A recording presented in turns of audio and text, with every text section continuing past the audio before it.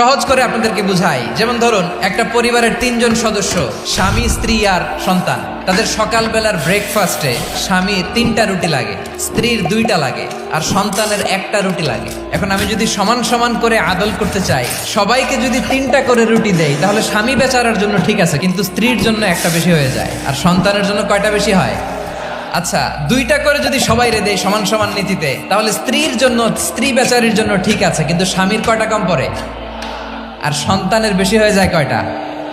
আচ্ছা, সমান সমান নীতিতে সবাইকে যদি সকালের নাস্তার জন্য 1টা করে রুটি দেই, সন্তানের জন্য ঠিক আছে, কিন্তু স্ত্রী বেচারির কম পড়ে কয়টা? স্বামীর কম পড়ে কয়টা?